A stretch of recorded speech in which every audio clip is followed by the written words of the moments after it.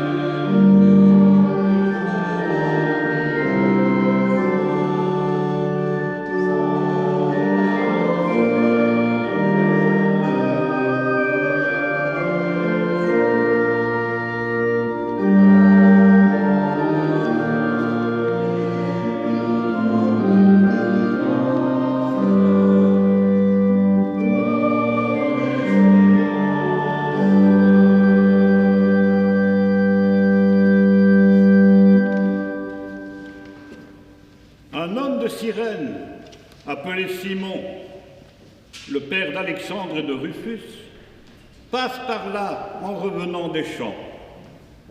Les soldats l'obligent alors à porter la croix de Jésus.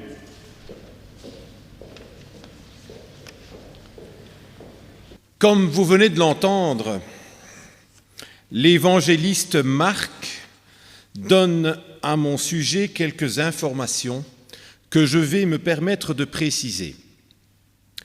Je suis un de ces nombreux pèlerins venus de la diaspora juive pour fêter avec mes coreligionnaires la grande fête de la Pâque. Je suis originaire de la lointaine Libye et plus précisément de la région de Cyrène. Nos deux fils nous ont accompagnés pour faire ce long voyage et nous avions trouvé à nous loger chez des amis dans les environs de Jérusalem. Je m'y rendais utile en travaillant avec eux dans les champs. Ce jour-là, veille de sabbat, j'avais décidé de me rendre dans la cité de David. Je savais qu'il y avait toujours une foule importante de pèlerins qui, comme moi, venaient offrir leurs sacrifices au temple. Il me semblait que ce jour-là, il y avait une agitation inhabituelle. Je me suis informé et j'ai appris qu'il y avait eu l'arrestation d'un Galiléen qui se faisait passer pour le Messie de notre nation. On m'a dit aussi que le Sanhédrin l'avait pris en flagrant délit de blasphème. Je sais que selon notre loi, un tel crime mérite la mort. On m'a précisé que les occupants romains de notre terre sacrée se réservaient le droit d'exécuter eux-mêmes les condamnés à mort. Chez ces brutes, ce n'est pas la lapidation qu'on applique, mais la terrible crucifixion. C'est en arrivant dans la cité sainte que j'ai croisé le sinistre cortège qui, du prétoire de Ponce Pilate vers le lieu du supplice, hors les murs, emmenait le condamné. Ce que je ne vous ai pas encore dit, c'est que le divin Créateur m'a octroyé une stature imposante et que mes activités professionnelles m'exposent aux ardeurs du soleil et me donnent le teint râlé. C'est vous dire que même dans une foule dense, je me fais remarquer. J'étais là lorsque celui qui allait être crucifié s'est écroulé sous le poids de la poutre à laquelle il serait cloué. Le centurion, qui dirigeait le détachement de légionnaires encadrant le repris de justice, m'a forcément repéré. « Voilà l'homme qu'il nous faut, se dit-il, pour qu'on en finisse rapidement avec cette sacrée besogne. » Et voilà, j'étais réquisitionné pour me colter à cette corvée sinistre. Je vous invite à chanter au cantique 33-13, à la page 412, les strophes 1 et 4. Ô douloureux visage, 33, 13, 1 et 4.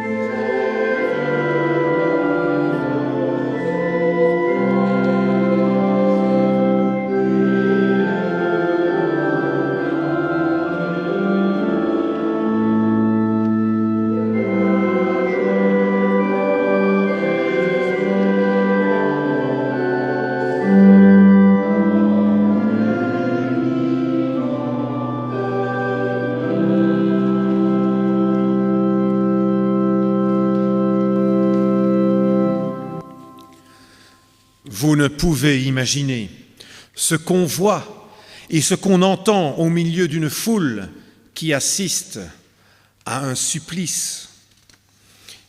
Il y a ceux qui recherchent ce spectacle de souffrance et d'humiliation. Ils s'en repaissent comme des voyeurs pervers brûlant de cruauté.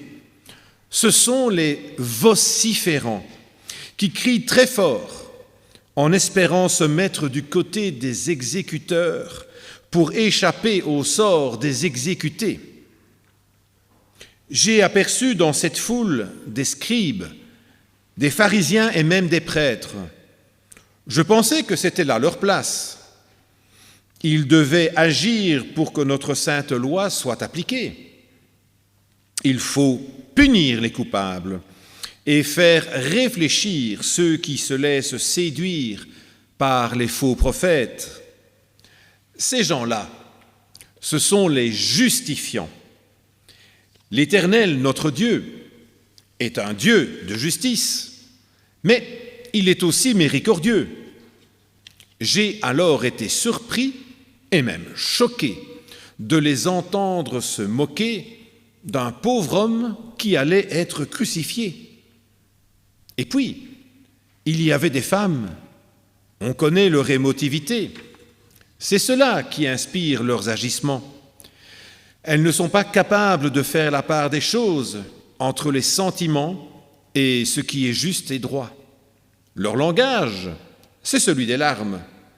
Je les connais assez pour affirmer qu'elles sont souvent promptes à suivre les beaux parleurs. Elles, ce sont les compatissantes.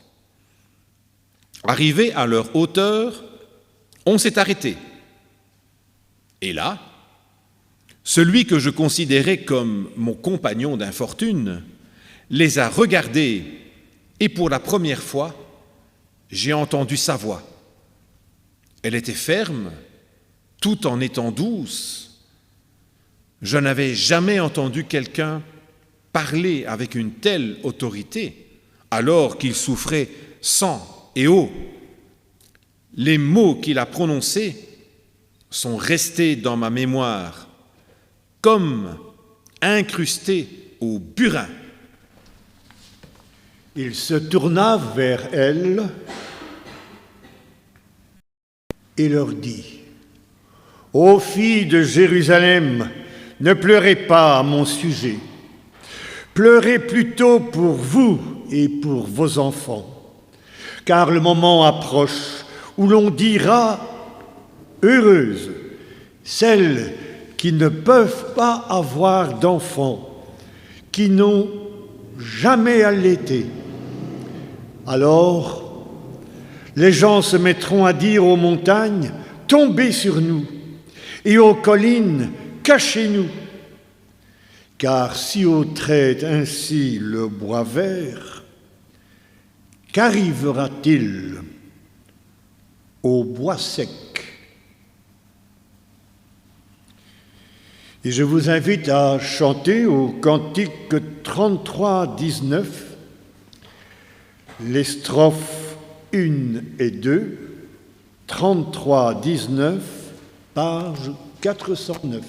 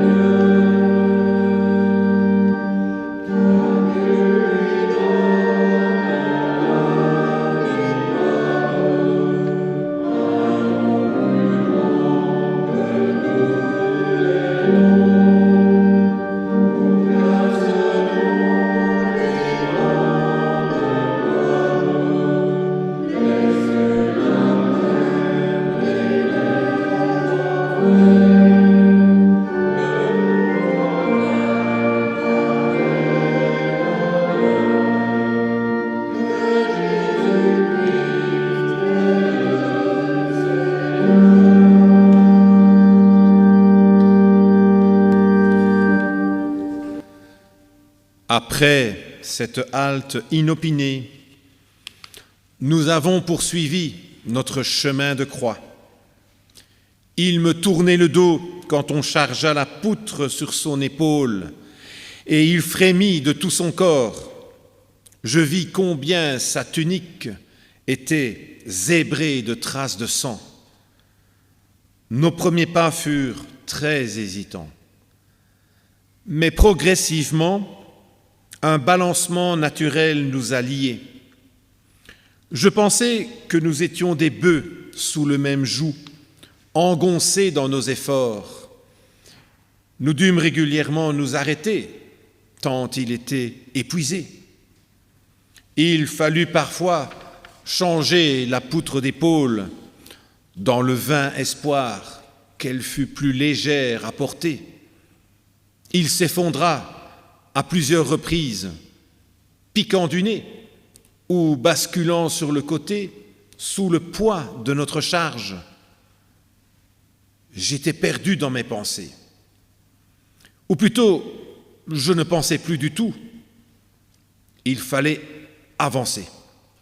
Avancer toujours, rester sourd aux injures de la foule hostile, mais aussi aux ordres moqueurs de la soldatesque, sourd à mon propre dégoût, sourd encore à nos douleurs.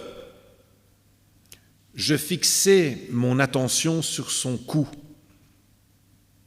Là, je ne comprenais plus rien. De quoi avait-il pu être coupable? Je n'en savais rien. Pourquoi les Romains voulaient-ils le crucifier? Il m'était revenu qu'ils n'avaient jamais dénoncé leur occupation. C'était peut-être cela qu'on lui reprochait. J'en étais arrivé à l'idée qu'il était comme le bouc émissaire, celui qu'au temps du désert, nos pères sacrifiaient pour les péchés de tous. La poutre qui nous reliait l'un à l'autre était répugnante. Et pourtant, elle m'apparaissait comme les bras qui poussent les amis l'un comme contre l'autre. Nos mains se joignaient au même bois. Nous étions liés, lui et moi. Je vous invite à chanter au 33-20, à la page 420, les strophes 1, 2 et 3. Jésus est notre ami suprême. 33-20.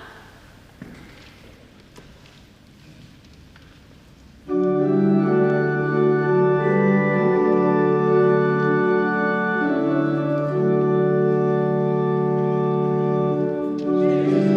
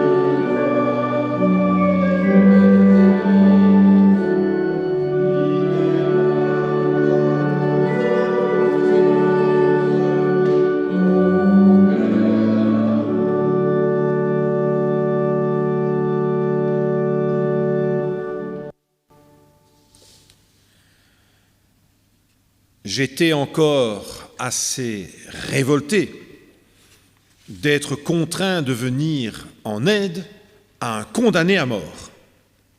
Cependant, je ressentais un début de compassion.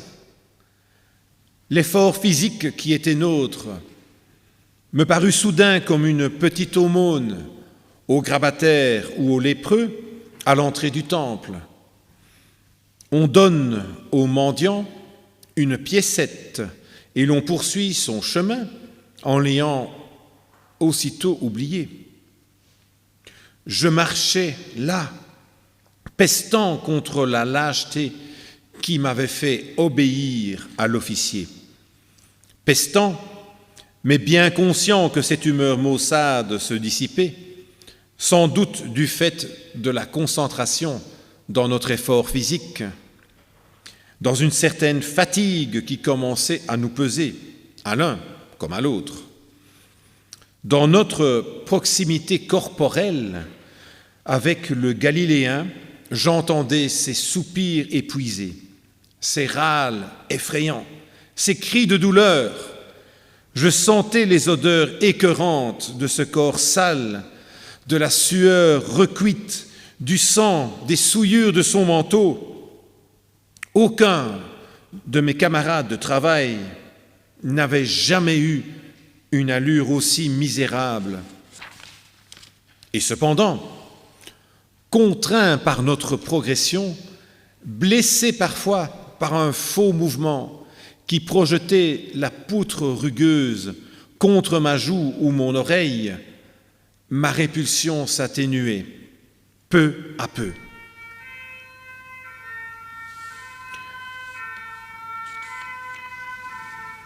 Je le soutenais, contraint et forcé, mais en fait, c'était lui qui ouvrait la marche. Nous arrivâmes enfin au lieu du supplice, surnommé le crâne. Cette sinistre colline en a effectivement l'aspect. Les exécuteurs s'affairaient à leur corvée. En fait, il y eut 3 crucifixions ce jour-là. L'officier qui m'avait réquisitionné ne m'a pas chassé. J'ai donc tout vu et tout entendu. Les légionnaires se sont partagés ses vêtements et tiré au sort sa tunique qui était sans couture. Pilate a fait placer un écriteau qu'aujourd'hui il m'est impossible d'oublier. Jésus de Nazareth, roi des Juifs. Chantons le cantique 33-24 à la page 424, les strophes 1, 2 et 4. Quel sauveur merveilleux. 33-24.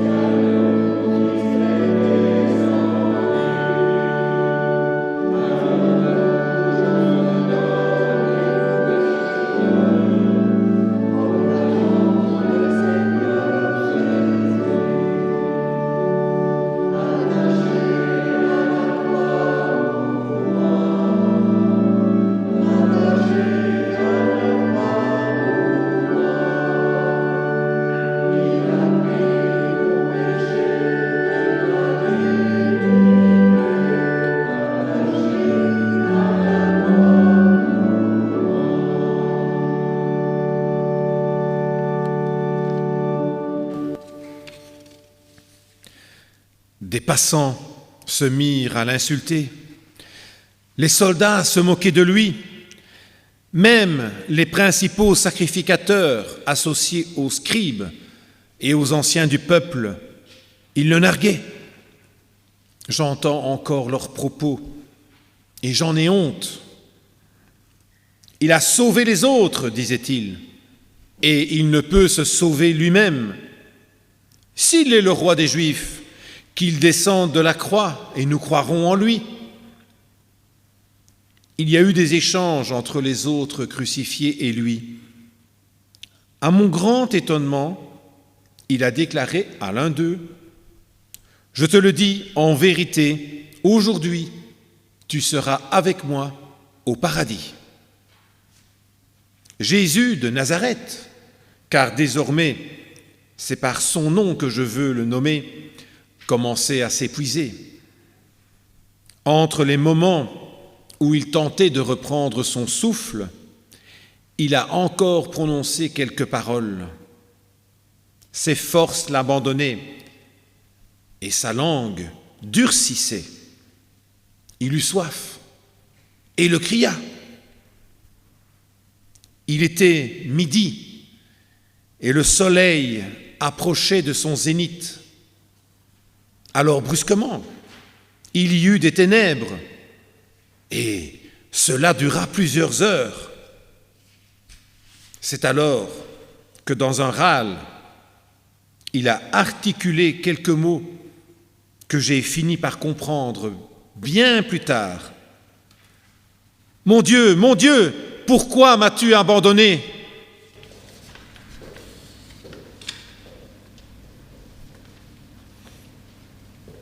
Mon Dieu, pourquoi m'as-tu abandonné? Je crie, mais ton secours ne vient pas. Mon Dieu, pendant le jour, je fais appel à toi, mais tu ne réponds pas. Pendant la nuit, je t'appelle encore, et je ne trouve pas le repos.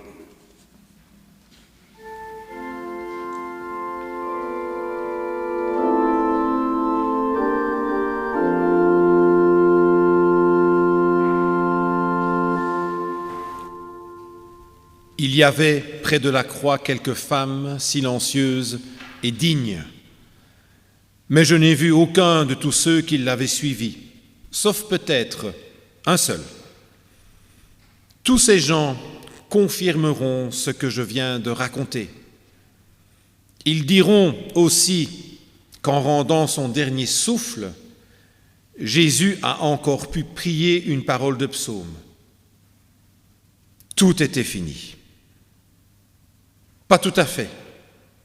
Non, le centurion qui nous avait accompagnés était toujours là. Il m'a regardé pour que j'entende bien ses paroles. Certainement, cet homme était juste. Seigneur, tu continues à m'oublier. Mais jusqu'à quand? Tu me caches ton visage. Mais jusqu'à quand?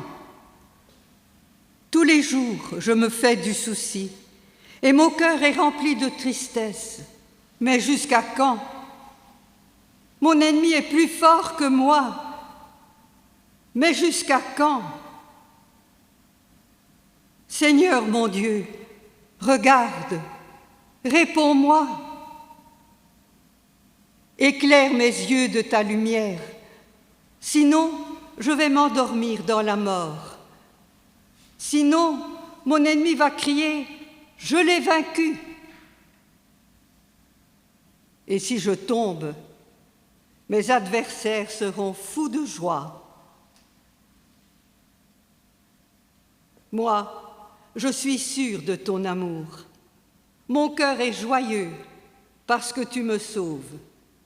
Je veux chanter le Seigneur pour le bien qu'il m'a fait. Chantons au cantique 33, 26, les strophes 1, 2 et 3, page 426. Rédempteur admirable.